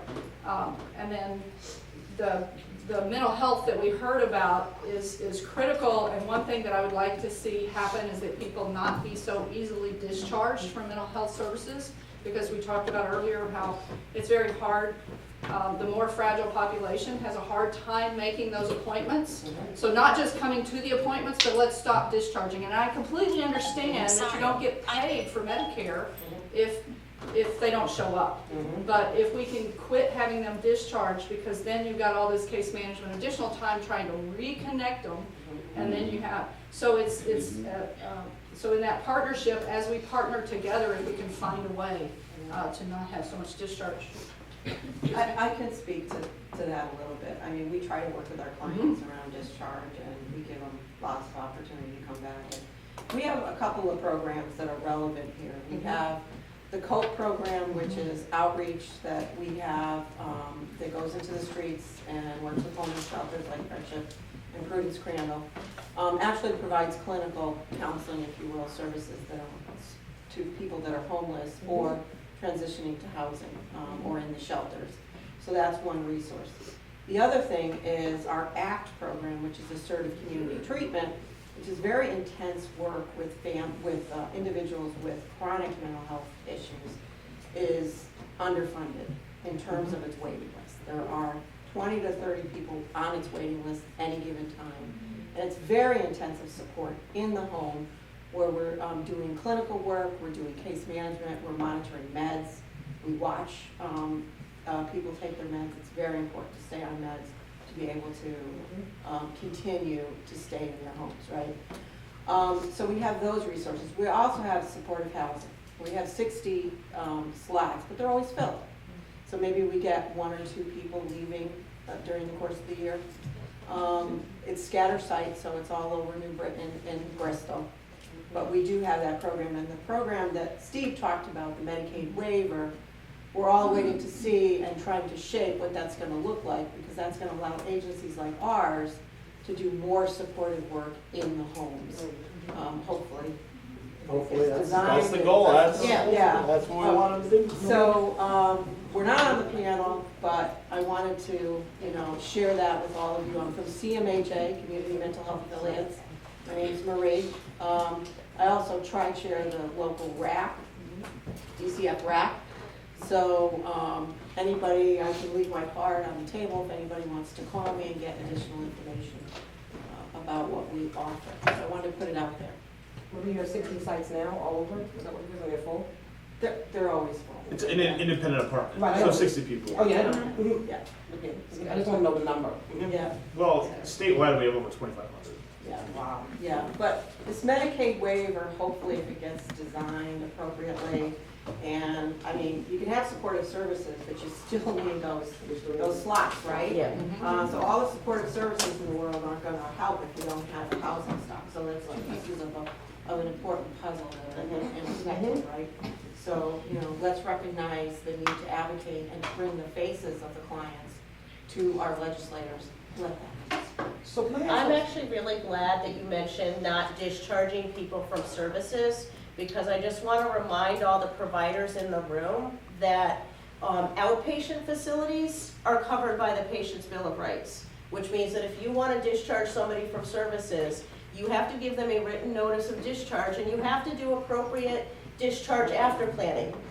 So, really making sure that you follow the law, because even, we have very limited resources at CLRP, but some of the cases we're dealing with are people who are getting inappropriately discharged from community-based services who are not following the law. So I just want to remind all of you who are community providers that that law applies to you just as much as it applies to an inpatient facility.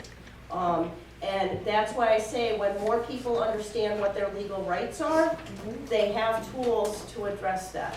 And I think also remembering that we are serving a population that faces a lot of barriers, and barriers that are related to their mental health condition. So it's really incumbent on all of us to accommodate people's disabilities. One, because we should do it, but 2, because it's also the law. So, the last thing we really want to do at CLRP is bring a lot of litigation. Because if people just respect people's legal rights, it's not necessary. And what we'd really just like to do is not have people's resources devoted to defending a lawsuit when we'd rather have you serving more clients. So just do your job the right way and everybody will be happy.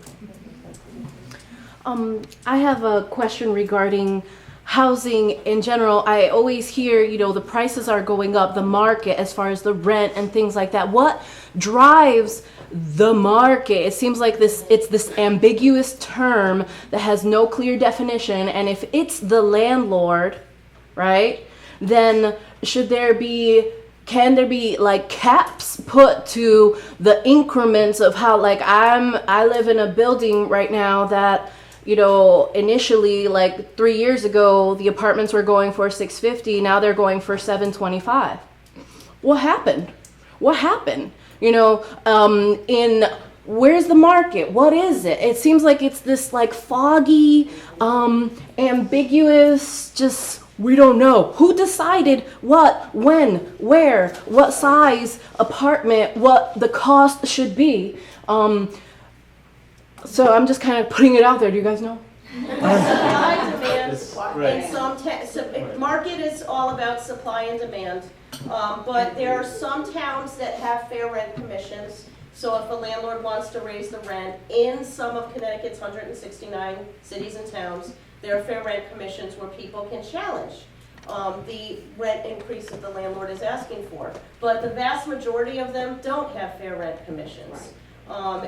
Failure to agree to a reasonable rent increase, that can be raised in an eviction process, but it's really hard.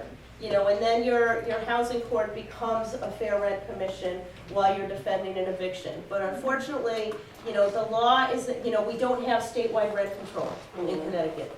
And I don't see that passing anytime soon. It seems like it's just greed, because, I mean, just here in Britain, nothing's really modernized, nothing's upgraded, there's no model counters. I mean, I'm just bougie, I'm sorry. I'm just saying, I mean, when you come from Boston, paying $2,800 and, you know, live down south and come here, it's just like, nothing's upgraded. You know what I'm saying? There's mold, there's mildew. Some of the properties that the clients I have have been referred to, there's serious issues, and just to pay $1,400, $1,500 for a 2-bedroom unit that you can't fit a bed in is just greed. It's old stock, that's no question. Yes, and so I just think that they go up on the rent as a deterrent. Yeah, I kind of know it's true, because they just don't want that influx from other people, from other communities.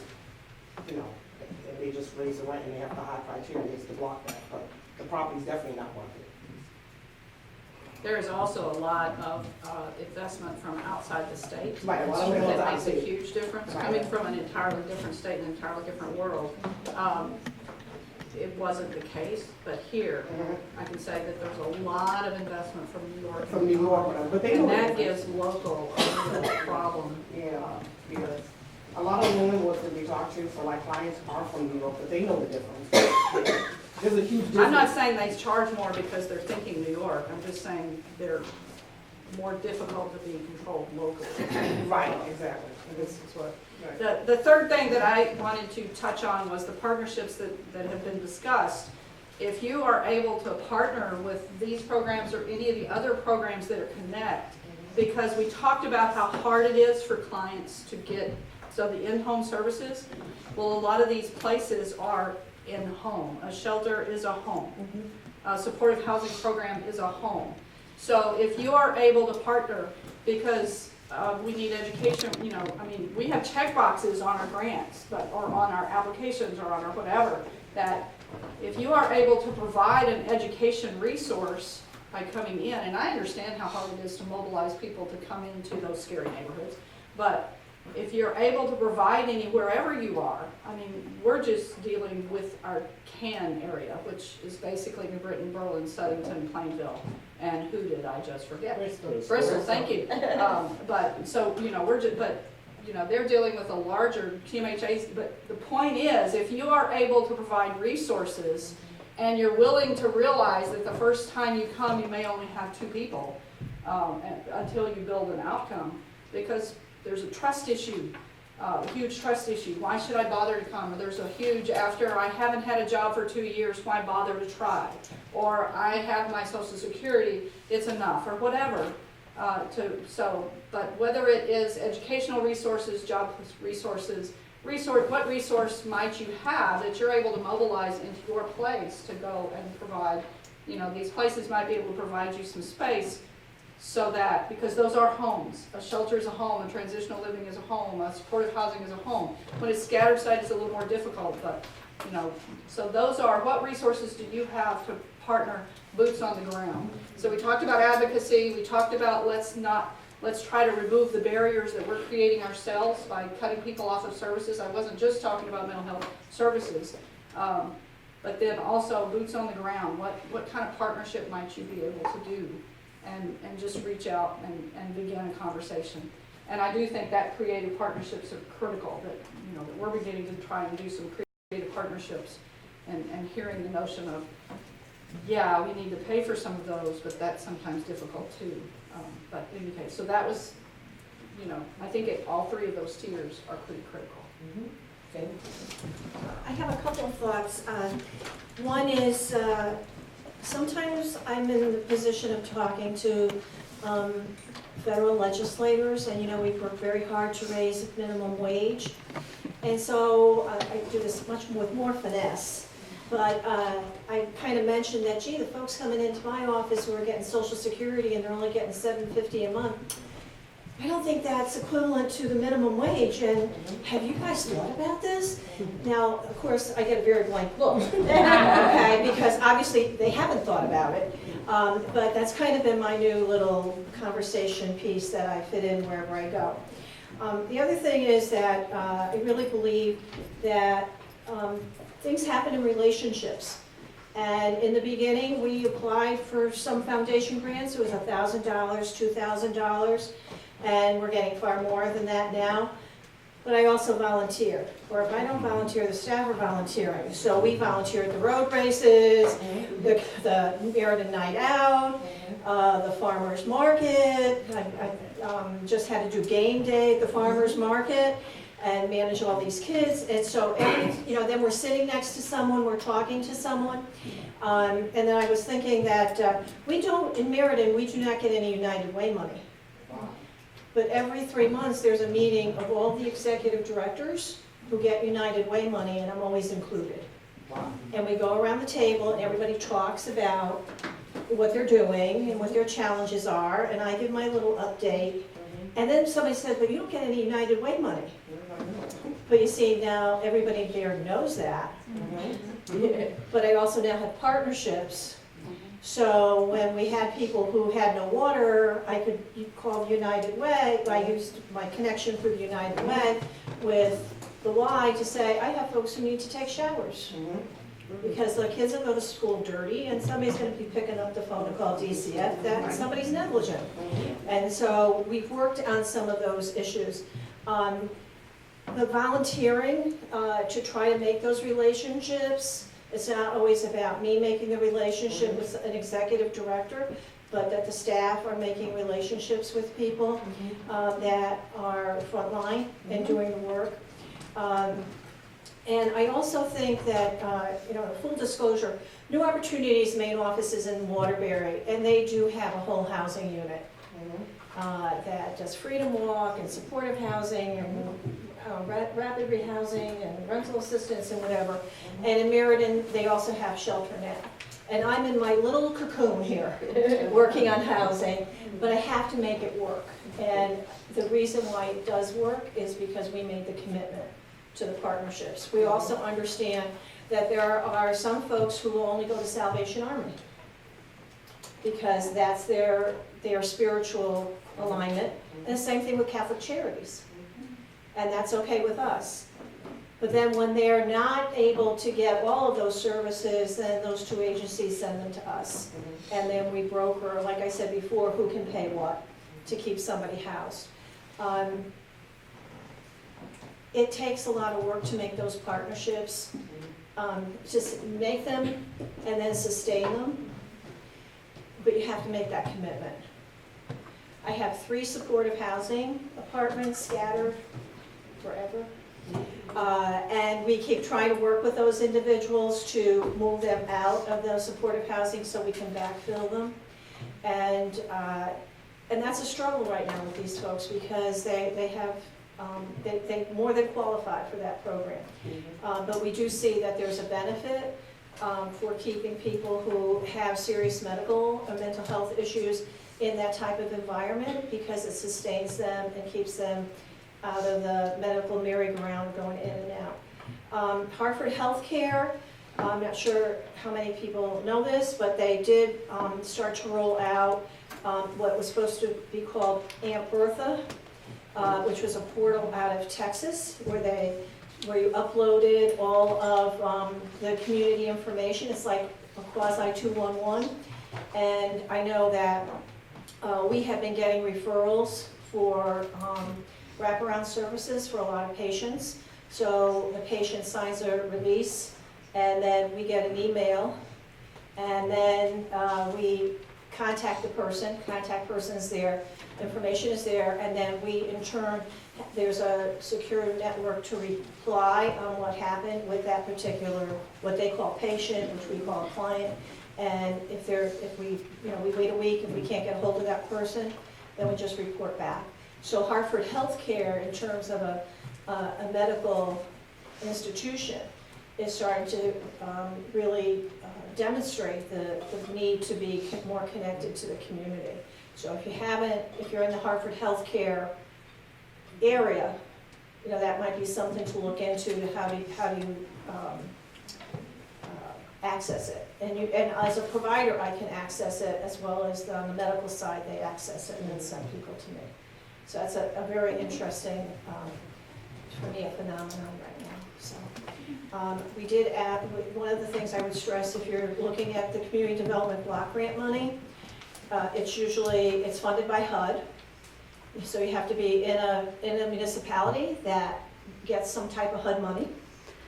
And remember that you are going to there's a set aside for community services for residents. And I would just tell you to understand that if you put in a grant and you've never gotten it before, you are in competition with all your neighbors who are providing services. So, don't ask for $30,000, $50,000. You got to start out small and get yourself in. And sometimes I made a conscious decision. I look around the room and I go, you know what? That's a better opportunity for you, and I pass. But I'm in that role where I can say that. But I might be asking you for some service down the line. I'm going to get something out of it. So it's just a lot of work. But I think everyone in here can attest that you're all committed to it, or you wouldn't be here, and trying to keep people housed. The one thing I do have to say is I like that security deposit guarantee program, which was part of DSS before it became DOH. We did the 30, 60, 90, and 120-day follow-up, and we found that people consistently were in those apartments. And I was the person who handled a landlord who had a complaint, and I get maybe one a year now, and people have stayed in those apartments all that time. It really helps out. It's just a leg up. It's like when I was in for 2 months. Pardon? It's a leg up. It's really a help. It helps. Yeah. So, I know some people have to get to another meeting. So, first of all, can we just have a round of applause for our wonderful panelists? Take time out of their days to inform us. I know that I am walking away with a wealth of knowledge. So, thank you guys all for taking the time out of your busy schedules to inform our network of care. And thank you guys all for coming. I just want to, before everybody leaves, I just wanted to put out if anybody has any community report outs or announcements they would like to share with the group.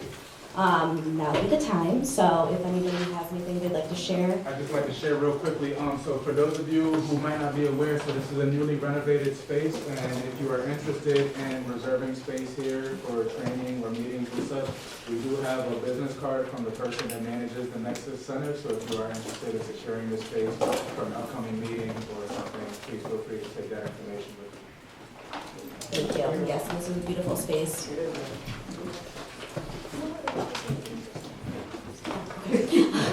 All right, well, everybody have a great day. Thank you so much. Thank you.